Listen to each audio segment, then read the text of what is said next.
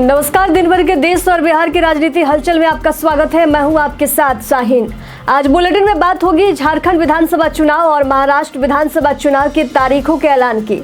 चुनाव ऐलान पर झामुमो की कटाक्ष की, जानेंगे जातीय जनगणना पर क्या बोले मुकेश सहनी। गिरिराज की यात्रा पर सियासत, बात करेंगे राजद नेता चंद्रशेखर के विवादित बयान की। हरियाणा में सरकार शपथ समारोह की और बुलेटिन के अंत में चर्चा करेंगे बसपा द्वारा बनाई गई खास रणनीति की। तो चलिए करते हैं बुलेटिन का आगाज।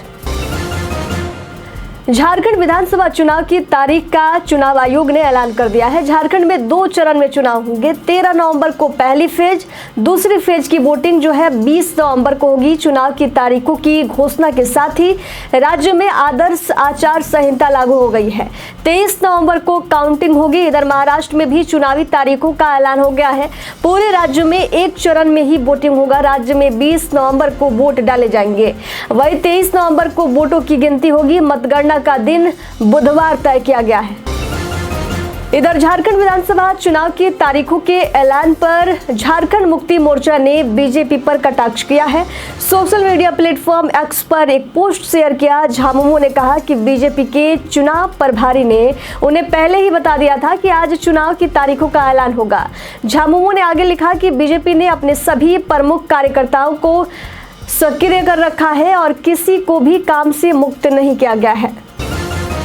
बिहार के पूर्व शिक्षा मंत्री और राजद नेता चंद्रशेखर ने केंद्रीय मंत्री गिरिराज सिंह के हिंदू स्वाभिमान यात्रा पर आपत्ति जताते हुए देश का दुश्मन कह दिया। चंद्रशेखर का ये बयान नालंदा में एक कार्यक्रम के दौरान सामने आया, जहां उन्होंने कहा कि ये लोग समाज को बांटने का काम कर रहे हैं। उन्होंने पाखंडवादियों पर भी निशाना साधा। कहा कि भगवान के नाम पर उल्लू सीधा करने वाले ऐसे लोग समाज एक खतरा है। कांग्रेस ने महाराष्ट्र विधानसभा चुनाव के लिए वरिष्ठ नेताओं को पर्यवेक्षक नियुक्त किया है। पूर्व मुख्यमंत्री अशोक गहलोत, डॉक्टर जी परमेश्वर को मुंबई और कोंकण क्षेत्र की जिम्मेदारी मिली है। विदर्भ के अमरावती और नागपुर के लिए भूपेश बघेल, चरणजीत सिंह चन्नी और उमेश सिंघार, मराठवाड़ा के लिए सचिन पायलट और उत्तम कुमार रेड्डी, जबकि पश्चिमी महाराष्ट्र के लिए टीएम सिंहदेव और एमबी पाटिल को पर्यवेक्षक बनाया गया है। उत्तरी महाराष्ट्र की बात करें तो डॉक्टर सैयद नसीर हुसैन और डॉक्टर डी अनसुईया, झारखंड के लिए तारिक अनवर, अधीर रंजन चौधरी और भट्टी विक्रामक मल्लू को नियुक्त किया गया है। बिहार के पूर्व मंत्री और वीआईपी सुप्रीमो मुकेश सहनी ने मुजफ्फरपुर में आयोजित निषाद संकल्प यात्रा के दौरान कहा कि बिहार में जातीय जनगणना के आधार पर निषाद समाज की आबादी दूसरी सबसे बड़ी है।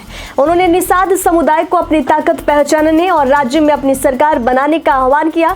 सहनी ने अपने संबोधन में कहा कि बाबा साहब ने संविधान में गरीबों को वोट की शक्ति दी है, जिसे कोई पैसे से नहीं खरीद सकता। उन्होंने कहा कि बिहार में निषादों के बिना कोई सरकार नहीं बनेगी।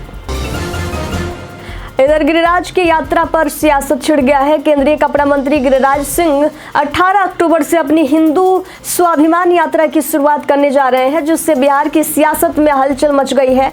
पूर्व शिक्षा मंत्री चंद्रशेखर ने इस यात्रा पर कड़ी आपत्ति जताई, तो वहीं एआईएमआईएम प्रदेश अध्यक्ष अख्तरुल इमान ने भी उनकी यात्रा पर सवाल उठाया है। उन्होंने कहा कि ये लोग सिर्फ नफरत फैलाने आए हैं। उन्होंने आरोप लगाया कि बीजेपी का जनाधार घट रहा है और इसलिए फिर से सांप्रदायिकता का सहारा लिया जा रहा है।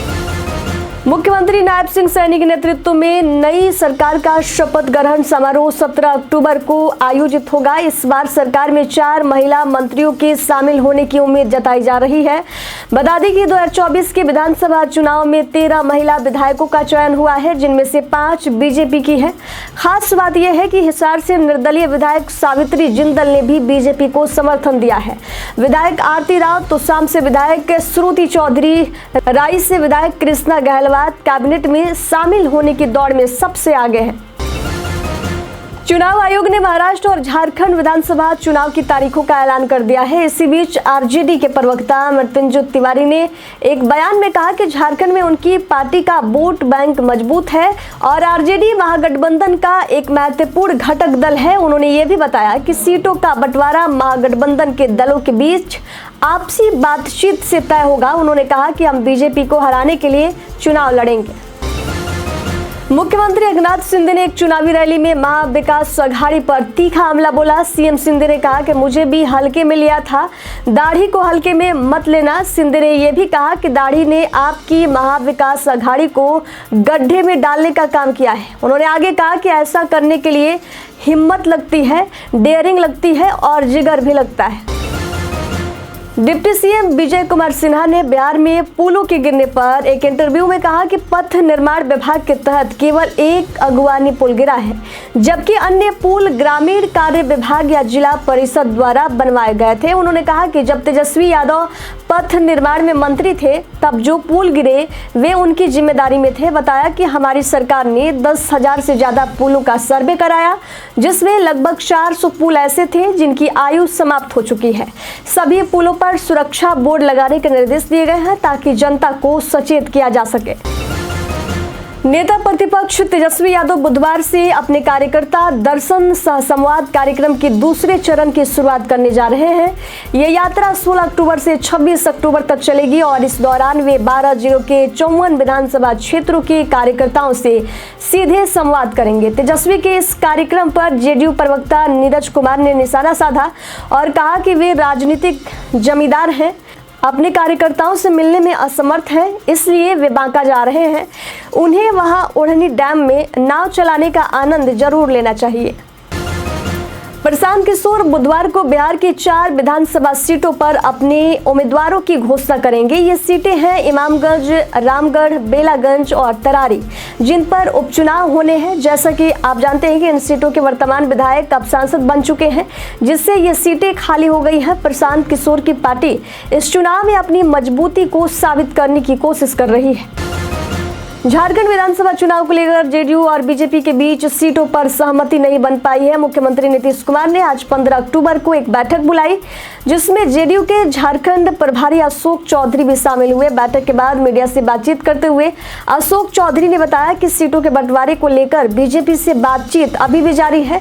उन्होंने स्पष्ट किया कि हाल ही में बीजेपी द्वारा जेडीयू को 2 सीटें देने की चर्चा में कोई सच्चाई नहीं है। अशोक चौधरी ने कहा कि हमारे बड़े आलाकमान और बीजेपी के आलाकमान के बीच बातचीत चल रही है। भारतीय जनता पार्टी नेता सुधांशु त्रिवेदी ने प्रेस कॉन्फ्रेंस में कहा है कि कांग्रेस के कई बड़े नेताओं का नाम जो है एक बड़े भूमि घोटाले में आ रहा है। इसमें कर्नाटक के पूर्व मुख्यमंत्री सिद्धारमैया, उप मुख्यमंत्री डीके शिवकुमार, राजस्थान के पूर्व मुख्यमंत्री अशोक गहलोत और कांग्रेस के पूर्व मुख्यमंत्री कमलनाथ के नाम प्रमुख हैं। इन नेताओं पर जमीन हड़पने के गंभीर आरोप लगे हैं। एनसीपी नेता बाबा सिद्दीकी की हत्या के आरोप में आप सांसद संजय सिंह ने भारतीय जनता पार्टी पर जमकर हमला बोला। संजय सिंह ने इस मुद्दे पर कहा कि लॉरेंस बिश्नोई, जो कि गुजरात की जेल में बंद है, वे कैसे हत्या की साजिश रच सकता है। उन्होंने गृह मंत्री अमित शाह की भूमिका पर भी सवाल उठाया। कहा कि ये सरकार की जिम्मेदारी है कि वे सुनिश्चित करें कि ऐसे अपराधी जेल में रहकर कोई गतिविधि न कर पाए। महाराष्ट्र विधानसभा चुनाव से पहले कांग्रेस को झटका लगा है, जहां इगतपुरी से कांग्रेस विधायक हीरामन भीखा खोसकर ने एनसीपी का दामन थाम लिया। खोसकर और उनके समर्थकों ने आज अजीत पवार के आवास पर आधिकारिक रूप से एनसीपी में शामिल होने की घोषणा की। उप मुख्यमंत्री अजीत पवार और राज्य एनसीपी अध्यक्ष सुनील तटकरे ने उन्हें पार्टी में स्वागत किया। इसके साथ ही दिग्गज अभिनेता सयाजी शिंदे भी एनसीपी में शामिल हुए हैं। संसद की संयुक्त समिति की बैठक में आज एक बार फिर विवाद हुआ, जब विपक्षी नेताओं ने वॉकआउट कर दिया। विपक्ष का आरोप है कि भारतीय जनता पार्टी के एक सदस्य ने उनके खिलाफ अपमानजनक टिप्पणी की, जिसके चलते उन्होंने बैठक का बहिष्कार किया। इस बैठक में सांसद संजय सिंह, कल्याण बनर्जी, गौरव गोगाई, ए रजा, मोहम्मद अब्दुल्ला और अरविंद सावंत जैसे प्रमुख विपक्षी नेता शामिल थे। ये बैठक वक्फ विधेयक को लेकर देश भर से सुझाव मांगने के लिए बुलाई गई थी। बुधवार से तेजस्वी यादव का कार्यकर्ता संवाद कार्यक्रम शुरू होने जा रहा है। भाजपा ने इस कार्यक्रम पर तीखा हमला बोला है। प्रदेश प्रवक्ता प्रभाकर कुमार मिश्र ने तेजस्वी यादव पर कटाक्ष करते हुए कहा कि उनकी स्थिति फिल्मी पुलिस की तरह है, जो सिर्फ घटनाओं के बाद खाना आपूर्ति के लिए आती है। उन्होंने ये भी कहा कि जब बिहार बाढ़ से जूझ रहा था तब तेजस्वी यादव दुबई में सैर सपाटे में थे। अब जब हालात सामान्य हो गए हैं तब वे कार्यकर्ता संवाद के लिए निकल रहे हैं। साथ ही उन्होंने कहा कि थेतरई और निर्जलता में उनका कोई सामना नहीं कर सकता। बिहार विधानसभा में विपक्ष के नेता तेजस्वी यादव की कार्यकर्ता दर्शन सह संवाद यात्रा पर जेडीयू ने प्रतिक्रिया दी है। जदयू के विधान पार्षद और मुख्य प्रवक्ता नीरज कुमार ने कहा कि तेजस्वी यादव की यात्रा नीतीश कुमार की नकल है। उन्होंने ये भी कहा कि नीतीश कुमार हमेशा जनता से संवाद करने के लिए जाने जाते हैं और उन्होंने राजनीतिक लाभ के लिए कभी यात्रा नहीं की। तेजस्वी यादव की यात्रा का उद्देश्य जनसंवाद को बढ़ावा देना और लोगों की समस्याओं को सुनना है। मीडिया रिपोर्ट्स के अनुसार पूर्व केंद्रीय मंत्री स्मृति ईरानी जल्द ही राजन शाही के लोकप्रिय शो अनुपमा में नजर आ सकती हैं। ऐसा बताया जा रहा है कि वे शो में एक कैमियो का रोल निभाने जा रही हैं, जिससे वे मशहूर अभिनेत्री रूपाली गांगुली के साथ शूट करेंगी। सोशल मीडिया पर इस खबर को लेकर काफी चर्चा हो रही है और दर्शकों में उत्साह की लहर दौड़ गई है। बहुजन समाज पार्टी ने नई पहल की है। बीएसपी ने उत्तर प्रदेश के हर जिले में आईटी सेल बनाने का निर्णय लिया है, जिसका मकसद सोशल मीडिया पर अपनी मौजूदगी को मजबूत करना है। इन आईटी सेल्स के माध्यम से पार्टी चुनाव में अपनी स्थिति और मजबूत करने की कोशिश करेगी। पार्टी के राष्ट्रीय समन्वयक आकाश आनंद ने सभी प्रदेश और जिलाध्यक्षों को इस पहल की जिम्मेदारी दी है और इसकी खुद मॉनिटरिंग भी करेंगे। खबरों के सफर में दीजिए जाने की इजाजत। देखते रहिए सियासी पेच। नमस्कार।